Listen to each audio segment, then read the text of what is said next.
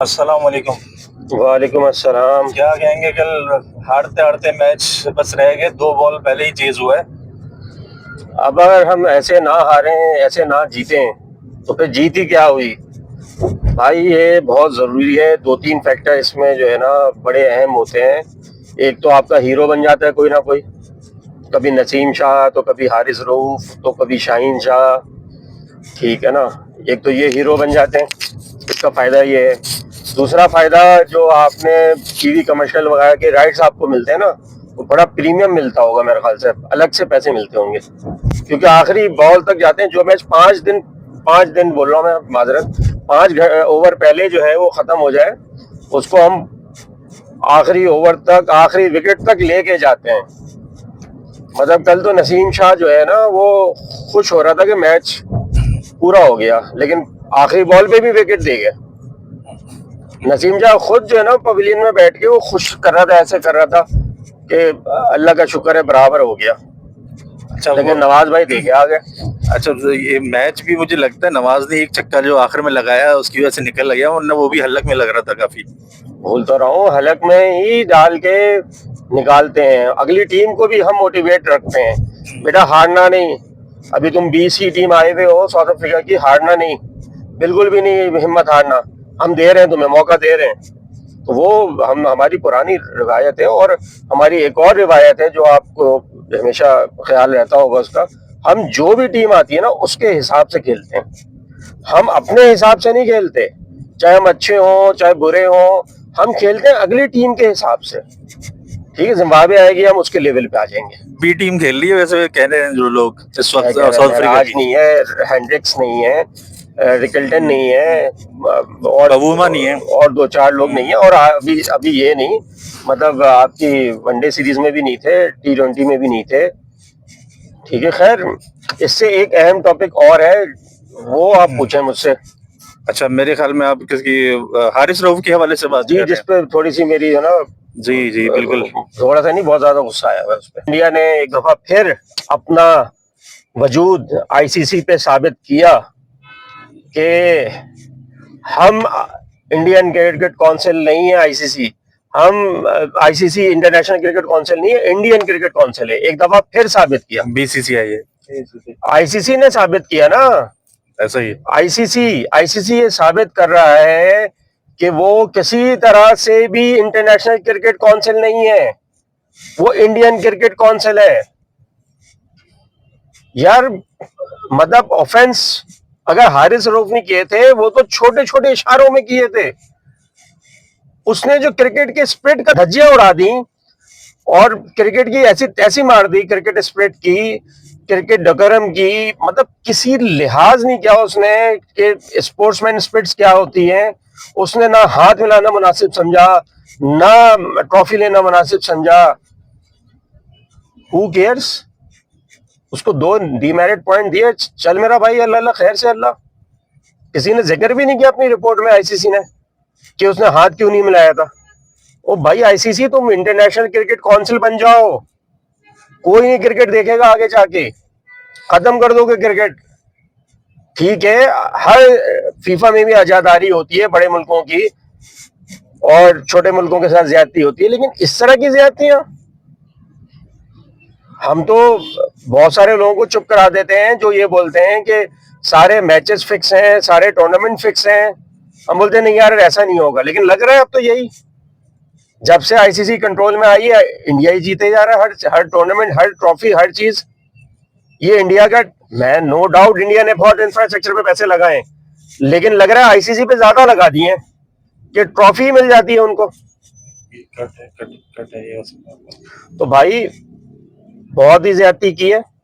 ठीक है, ऑफेंसेस जो हैं वो सूर्या कुमार यादव के बहुत ज्यादा थे, बहुत ज्यादा थे। उसमें उन्होंने जंग का जिक्र भी किया था, अपनी अपनी जंग का जो उन्होंने नाम चुना था उसका जिक्र भी किया था। तो वो क्रिकेट तो हो नहीं रही थी, वो तो जंग खेल रहे थे।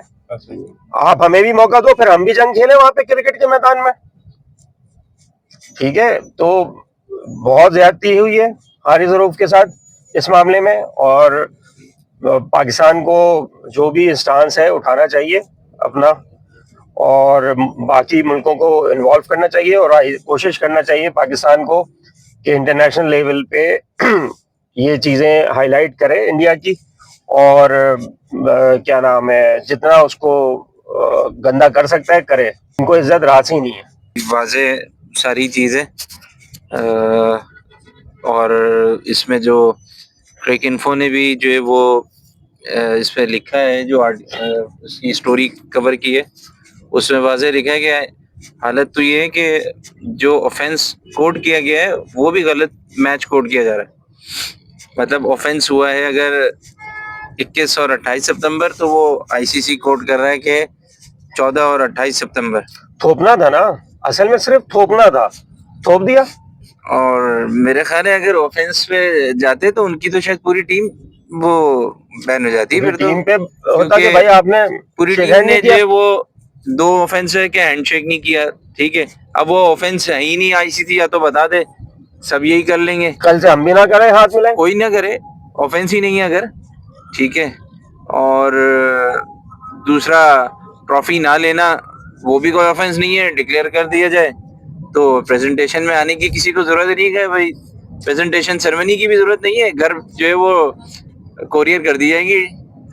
ये जैसे हाँ, होता है इवेंट ऑर्गेनाइजर को डिलीवरी लगाने की जरूरत ही नहीं है ना। टेक अवे और डिलीवरी का ऑप्शन होता है, तो अब डिलीवरी होगी ट्रॉफीज की, जरूरत ही नहीं है, कोई ऑफेंस ही नहीं है, मसला ही नहीं है। आईसीसी तो क्रिकेट को तबाह कर रहा है, खुदा के वास्ते इंसान बन जाओ। नेगेटिव प्रेसिडेंट सेट किया है। और बात ये है कि वही, लेकिन फिर बात है कि चेयरमैन उनका बैठा है, हर कोई उनका बैठा है और पैसा उनका चल रहा है, किसी में जरूरत और इतनी वो है नहीं, कोई असूली प्रिंसिपल स्टांस लेके जो है ये कोई बात करे। ये एक चीज है, नकवी साहब का इंसान इसमें बहुत बेहतर रहा है, लेकिन अब हो गया जो होना था। इससे पहले जो हमारे आए ना चेयरमैन, वो नहीं थे इस काबिल, इसने फिर भी नकवी साहब ने ना फिर भी डंडा दिया है आईसीसी को या इंडिया को। लेकिन अब इस पे क्या है, इस पे भी तो होना चाहिए ना, ये तो हो गया, वो समझ रहे थे कि भाई नहीं हुआ, इतने टाइम से लोग ये समझ रहे थे कि उनके स्टांस की वजह से नहीं हुआ, लेकिन ये जो है टूर्नामेंट खत्म होने के 5 हफ्ते बाद एक चीज हो रही है, या तो आप 2 डिमेरिट पॉइंट पे, एक तो ये है कि लॉजिकली ये समझ नहीं आता 2 डिमेरिट पॉइंट पे आप कंसेक्यूटिव कैसे वो बैन कर सकते हैं, जब आपका असूल है कि 4 डिमेरिट पॉइंट हो जाएंगे तो 2 मैच की पाबंदी लेगी, आपने एक साथ 4 डिमेरिट पॉइंट एक साथ अवॉर्ड किया आपने। आप किसी को, प्लेयर को ये पता हो ना कि मुझे 2 मिल चुके हैं, अब मुझे नहीं करने, आपने तो अवार्ड ही चारों एक साथ किए, चारों डिमेरिट पॉइंट एक साथ अवार्ड कर दिए। 2 किए हुए होते पहले तो रिजल्ट आ चुका होता, भाई चलो यार 1-2 हो चुके हैं, अब ठीक है एहतियात करनी है, तो ये तो प्लान के तहत हुआ है सारा, तो वो सारा नजर आ रहा है ना वाजे के सरकार चारों डिमेरिट पॉइंट एक साथ दी थी, अपनी फ्रस्ट्रेशन उतारी है। देखो वो कुछ भी नहीं कर पा रहे थे, कुछ भी नहीं कर पा रहे थे, उन्होंने बोला चलो भाई खेल 5 हफ्ते के बाद पूरा पॉलिटिसाइज करने के इन्होंने पूरा वो ठेका लिया हुआ है। और वही बात है कि बस जंग के मैदान में जंग का बदला उतारो, क्रिकेट के मैदान में क्रिकेट खेलो, ये इंडिया वालों को पैगाम है। ये कुछ नहीं फर्क पड़ना इनको, ये अपनी रुसवाई जो है ना क्रिकेट के मैदानों में लेके नहीं आओ।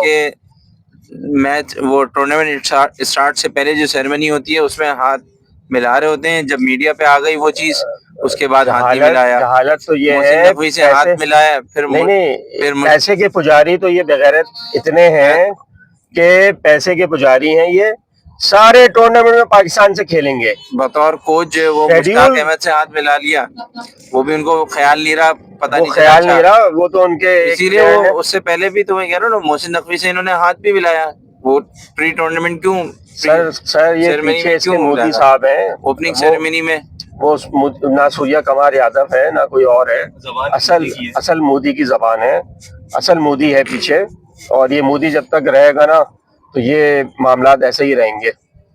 इसने जो है ना तबाही करना है इंडिया को भी और दूसरे लोगों को भी। बहरहाल अब हम इस टॉपिक पे मजीद क्या बात करें, खैर मैच पे हम वापस आते हैं। काफी इस पे बात हो गई। 17 साल बाद फैसलाबाद में क्रिकेट दोबारा आई है, और कल ये भी सुनने में आया है कि ये जो चेज किया है हाईएस्ट चेज है फैसलाबाद में पाकिस्तान का। बिल्कुल ऐसे ही है। तो क्या कहेंगे इस पे? अच्छा, मैं ओवरऑल बता एक थोड़ा सा ओडीआई के हवाले से कह दूं मैं अपनी राय। ओडीआई के हवाले से फैसलाबाद में खुशाइन है, बहुत अच्छी बात है, फैसलाबाद में क्रिकेट वापस आई। अल्लाह करे कि पेशावर में, कोयटा में और पाकिस्तान के बाकी शहरों में भी क्रिकेट वापस आए, इंटरनेशनल क्रिकेट वापस आए। ग्राउंड हमारे बहुत ही आउटडेटेड हैं, अल्लाह करे कि हमारे ग्राउंड्स अपडेटेड हो जाएं सारे। हमारे ग्राउंड ऐसे हैं जैसे शायद किसी मुल्क में ना हो। बहरहाल, तो ओडीआई में मुझे अभी भी जो प्रॉब्लम नज़र आ रही है ओडीआई टीम में, हमने मैच जीत लिया, जो भी ए टीम बी टीम जो भी थी, बहरहाल, लेकिन ओडीआई में हमें एक मुस्तनद बैट्समैन अभी भी मुझे नज़र आ रहा है कि उसकी कमी है। प्लस मिडिल ओवर्स में विकेट टेकिंग ऑप्शंस नहीं आ रहे, या तो हम एक बॉलर शॉट खिला रहे हैं, विकेट टेकर विकेट, फिर हम हर चीज़ को मेरे ख्याल से आइडियलाइज करने लग गए हैं T20 से। T20 एक अलग फॉर्मेट है, उसमें एक बैट्समैन भी 2 ओवर करा के निकाल सकता है। हालांकि 2 ओवर में अगर 24 रन बढ़ जाए तो वो बड़ा भारी पड़ता है वहां पे भी, ठीक है।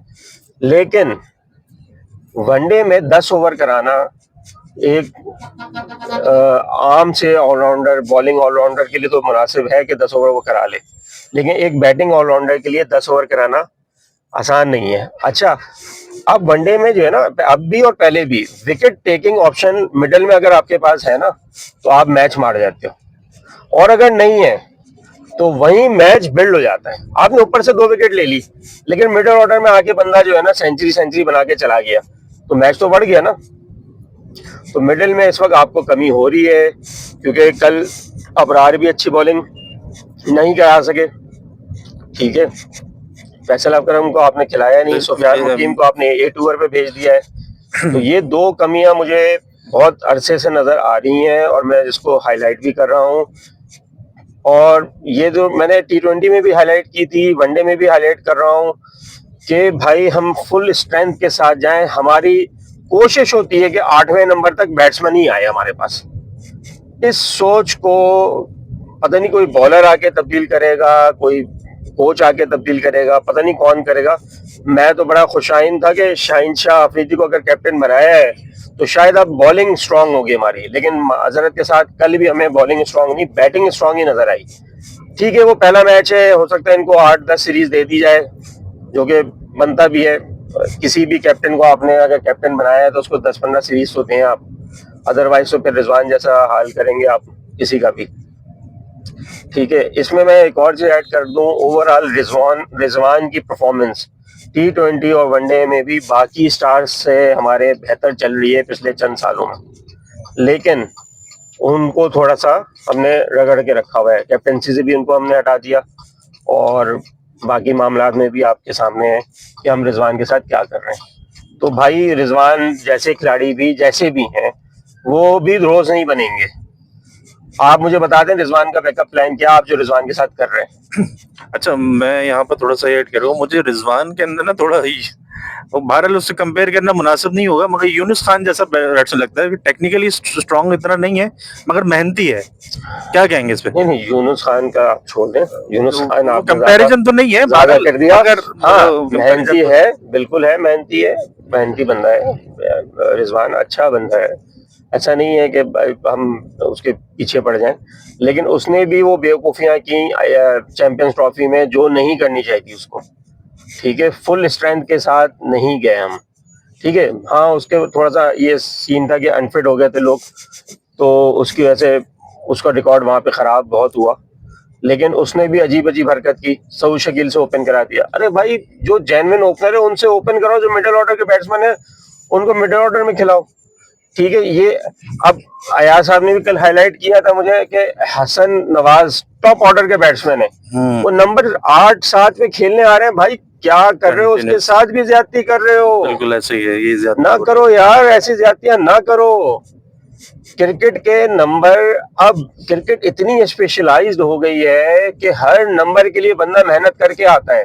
डोमेस्टिक में उसको परफॉर्म करवाया जाता है। अच्छे बोर्ड जो हैं डोमेस्टिक में हर नंबर के लिए खिलाड़ी तैयार करते हैं। सरकार थोड़ा सा मॉडर्न डे क्रिकेट को समझें कि वो क्यों मॉडर्न डे क्रिकेट हो गई है, और उसके बाद हम अपनी क्रिकेट को बेहतर करें। बहुत शुक्रिया। Thank you. अल्लाह हाफ़िज़।